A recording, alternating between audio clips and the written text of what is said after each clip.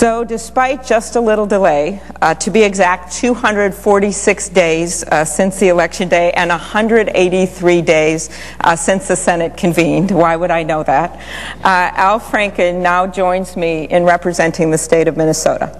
I've gotten to know Al very well over the past few years, and I know that he'll be getting acquainted with his fellow senators in the coming weeks and the coming months. This is a special place with special people, and I know Al looks forward to working with every member of the United States Senate. I also know that Al arrives in Washington ready to get to work and ready to serve the people of Minnesota. He brings with him that same high energy and passion and idealism of our friend Paul Wellstone. I was telling Al that when I first came to the Capitol, I was stunned at how many people would come up to me when I said I was a senator from Minnesota and say, that's where Paul Wellstone was from.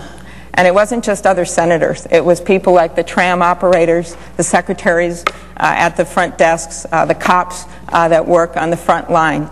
They remembered Paul because of the dignity and how he treated people. And Al, I know, will do the same. Before seeking elected office, Al had a full career.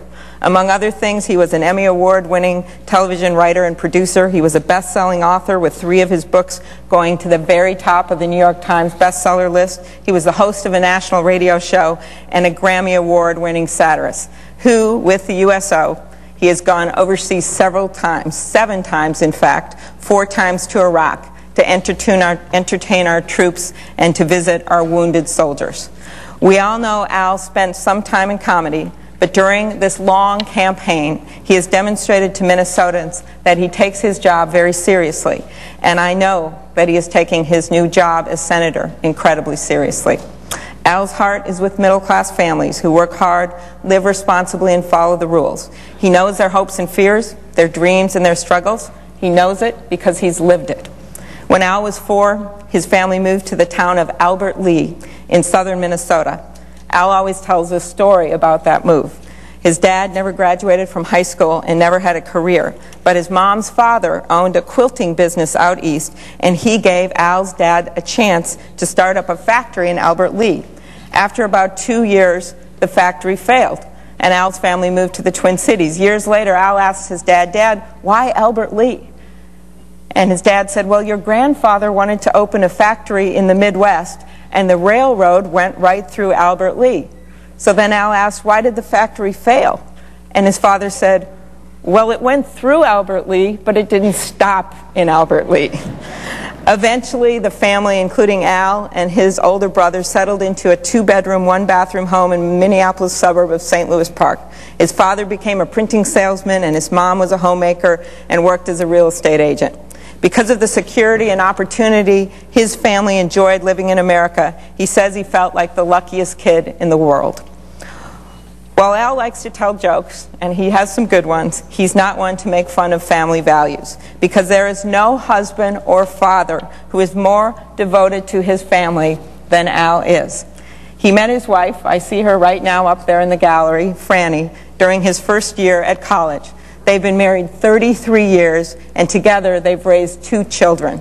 Al often tells a story about Franny's family. Her dad, a decorated World War II veteran, died in a car accident when she was 17 months old.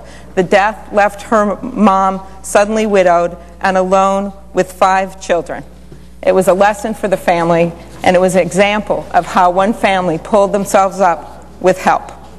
He knows how difficult it is for so many families who are struggling to make it, squeezed tighter over high health care costs, college costs, housing costs. During the past 2 years, Al has traveled to every corner of Minnesota, from the Iowa border to the Canadian border. He's had coffee at the Main Street cafes, and he's spoken at local bean feeds. He's toured homegrown businesses, he's stood with workers, he's been to veterans halls, and he's gone to college campuses.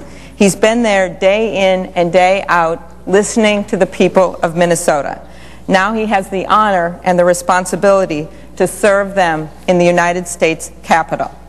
The United States Senate is an old and established institution. For any newcomer, it takes some getting used to the arcane rules and unique customs.